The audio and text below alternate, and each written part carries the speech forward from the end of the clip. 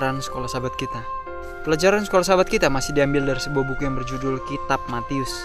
Sebuah buku yang ditulis oleh seorang yang bernama Matius, salah satu dari murid Yesus. Dia yang dulunya adalah seorang pemungut cukai yang hidupnya mementingkan diri. Tetapi saat dia menjadi murid Kristus, dia belajar dari Yesus, melihat kesederhanaan hidup Yesus, sikapnya yang tidak mementingkan diri. Matius pun berubah. Dia tidak lagi melakukan segala sesuatu, mengambil keuntungan sebanyak-banyaknya untuk kepentingannya. Dia menjalani kehidupan yang sederhana. Dia pun mengikuti Yesus kemana Yesus pergi, walaupun seolah-olah seperti tidak memiliki tujuan atau arah yang jelas, tapi dia tetap mengikuti Yesus. Hari ini kita telah masuk di dalam sebuah pembacaan yang berjudul Kristus yang telah bangkit.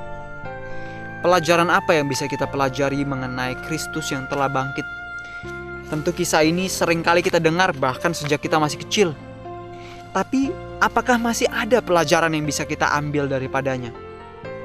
Sebelum kita mulai untuk membaca, saya undang pemirsa di rumah. Ajaklah keluarga, sahabat, dan teman-teman Anda untuk datang berkumpul bersama-sama. Biarlah kita saling menguatkan, saling mendoakan, saling mendukung, saling bekerja sama untuk melakukan kehendak Tuhan dalam kehidupan kita.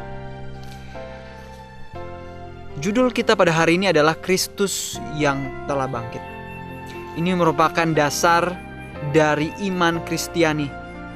Tapi iman Kristen bukan hanya terfokus kepada salib, tetapi juga kepada kubur yang kosong. Kita bukan hanya berbicara bahwa Yesus disalib saja.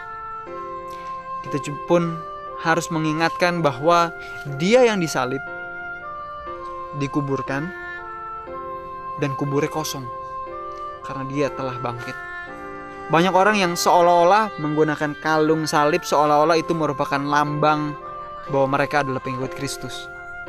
Orang yang melihatnya kan gak tahu, sering berpikir, ngapain kamu gantung orang yang disalib?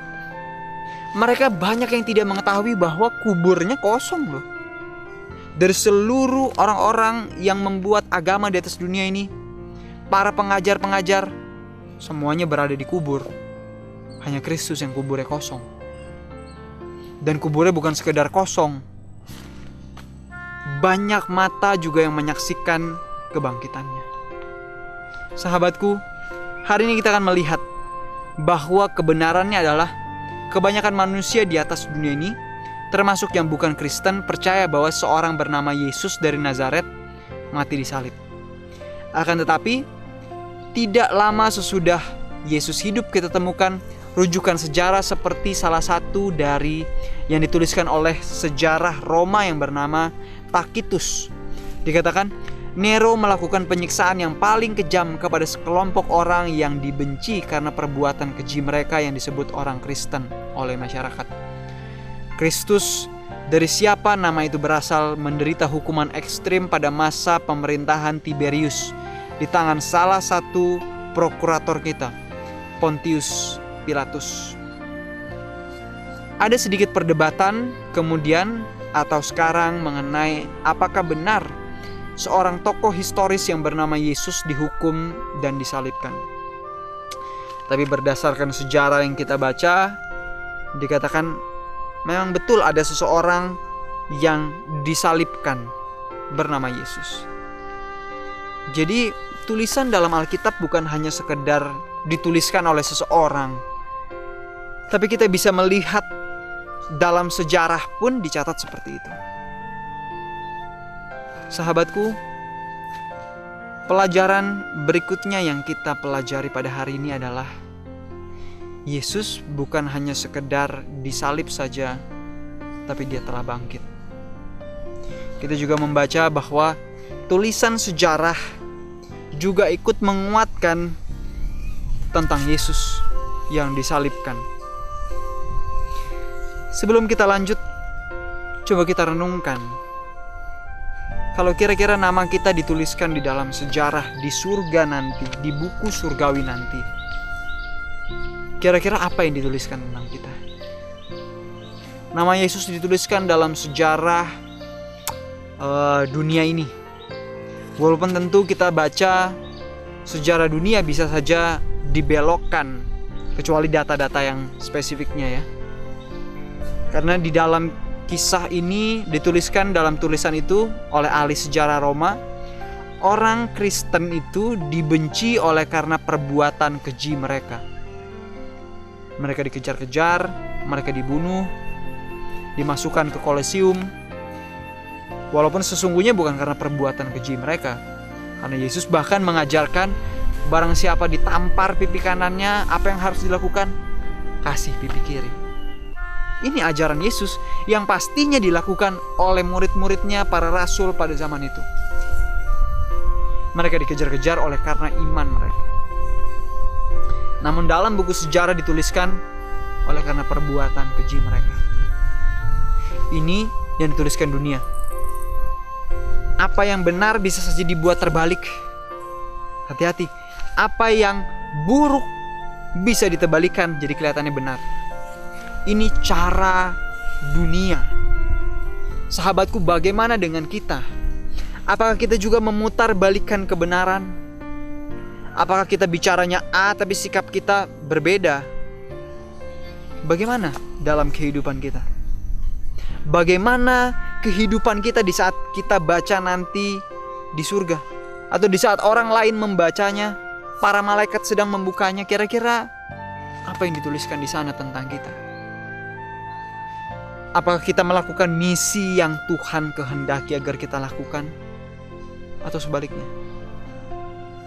Selanjutnya, ada sedikit perdebatan dan bagian yang sulit adalah kebangkitan. Pendapat bahwa Yesus dari Nazaret yang mati pada Jumat sore, hidup kembali pada Minggu pagi.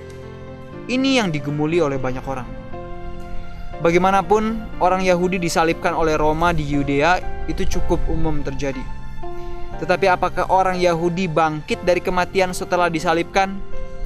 Itu masalah yang lain. Namun demikian, tanpa keyakinan pada Kristus yang telah bangkit, kita semata-mata tidak punya iman Kristiani. Paulus menulis, tetapi andai kata Kristus tidak dibangkitkan, maka sia-sialah pemberitaan kami, dan sia-sialah juga kepercayaan kamu. Jikalau kita hanya dalam hidup ini saja menaruh pengharapan pada Kristus, maka kita adalah orang-orang yang paling malang dari segala manusia. 1 Korintus 15 ayat 14 dan 19. Kematian Yesus sendiri harus disusul oleh kebangkitannya.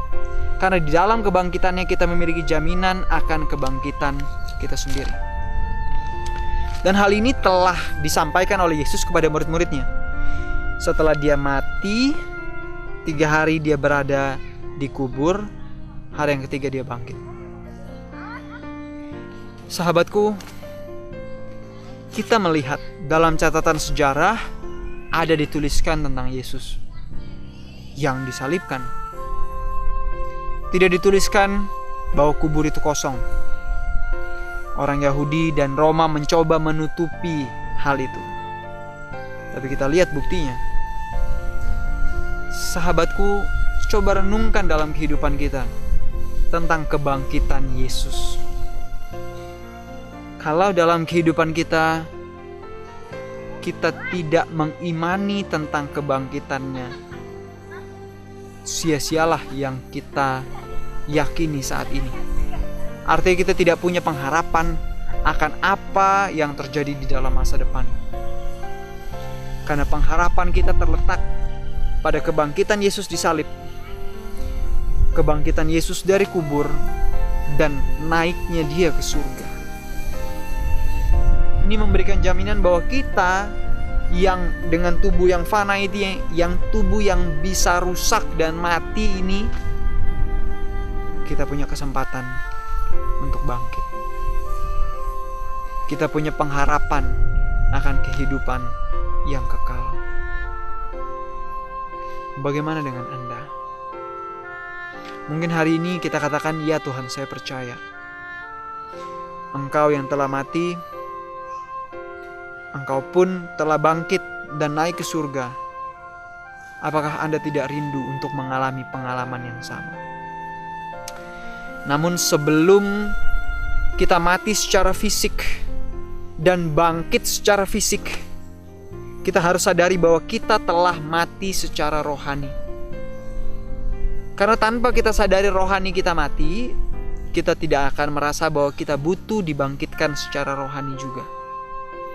Karena sebelum kebangkitan fisik itu terjadi, kebangkitan rohani pun harus terjadi. Karena jika tidak, gak akan jalan. Kita harus sadari bahwa kita telah mati secara rohani, dan kita butuh untuk dibangkitkan secara rohani. Mari kita lanjut. Ketika kita tiba pada kisah kebangkitan Yesus, kita mempunyai dua pilihan. Pilihan pertama adalah memandang kisah ini sebagai propaganda sentimental yang ditulis oleh segelintir pengikut Yesus yang sedang kesepian untuk membuat kenangannya tetap hidup. Tapi tidak ada bedanya dengan kita membuat kenangan tetap hidup bila seorang tokoh terkenal meninggal sekarang ini. Itu pilihan yang pertama. Kita hanya menganggap ini hanya dongeng aja, tulisan propaganda saja tentang kebangkitan Yesus. Pilihan yang kedua adalah ketika kita tiba pada kisah kebangkitan, kita menerimanya secara harafiah sebagai sebuah catatan tangan akan peristiwa yang luar biasa. Suatu peristiwa yang kemudian hari ditafsirkan memiliki implikasi kepada setiap manusia yang pernah hidup. Tentu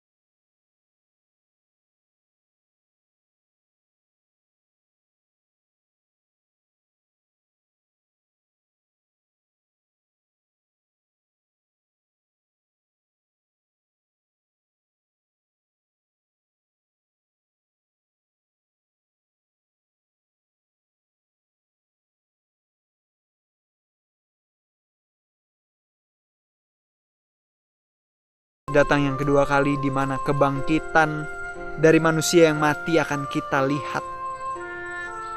Sebelum itu kita membutuhkan kebangkitan secara rohani. Sebuah kebangkitan artinya kita mengubur kehidupan lama kita seperti arti kata dari baptiso atau baptisan. Mengubur segala dosa-dosa lama kita, sikap tindakan kita seperti Matius yang tadinya seorang pemungut cukai, dia tahu itu bukan pekerjaan yang baik untuk dilakukan, dia tinggalkan, dia ikut Yesus. Dia tahu sikap, sifatnya mementingkan diri, hanya memikirkan keinginan pribadinya, bersenang-senang, berfoya-foya dan lain-lain. Saat dia dibangkitkan, dia tinggalkan itu. Sahabatku, kebangkitan menggambarkan bukan hanya bangkit secara rohani yang tidak punya makna, tapi karakter pun diubahkan menjadi pribadi yang lebih ramah, yang lebih mengasihi, yang lebih rajin, sikap dan tindakan yang sepenuhnya berubah. Inilah kebangkitan yang Tuhan rindu agar kita miliki dalam kehidupan ini. Sebelum kita menantikan kebangkitan secara harafiah dalam tubuh fisik kita. Sahabatku, kita hari ini membaca mengenai Kristus yang telah bangkit. Kita lihat catatan sejarah yang dituliskan bahwa benar ada seorang yang menjadi pelopor dari para pengikut Kristus yang nantinya hendak dibinasakan oleh Nero. Dia yang mati disalibkan, ditulis di dalam catatan sejarah Romawi. Kita melihat bagaimana kehidupan Kristus dituliskan dalam buku sejarah dunia juga. Bukan hanya sekedar dongeng dalam waktu yang tidak diketahui kapan, tapi betul-betul nyata. Yesus pernah menginjakkan kakinya di atas dunia ini untuk kita. Pelajaran berikutnya kita lihat bagaimana kalau begitu dengan kita di saat nama kita dituliskan dalam buku di surga. Catatan apa yang lebih banyak? Apakah hanya akan menimbulkan sakit dalam hati Yesus di saat dia membacanya? Melihat tindakan perilaku kita yang tidak seharusnya kita lakukan, atau justru sebaliknya. Sampai di sini pembacaan dalam pelajaran sekolah sahabat kita yang kembali mengingatkan kita bahwa kita memiliki pengharapan. Yesus yang telah mati, kuburnya saat ini telah kosong, dia telah bangkit dan naik ke surga. Artinya kita pun memiliki kesempatan untuk bangkit jika kita mau mengikuti dia dengan segenap hati kita. Sampai bertemu lagi ke dalam pembacaan yang berikutnya. Ceritakan kepada keluarga Anda bagaimana kebangkitan Kristus. Ceritakan kepada mereka sejarah yang terjadi dan apa yang perlu kita persiapkan untuk memiliki kebangkitan rohani sebelum kebangkitan fisik kita nanti. Sampai bertemu lagi dan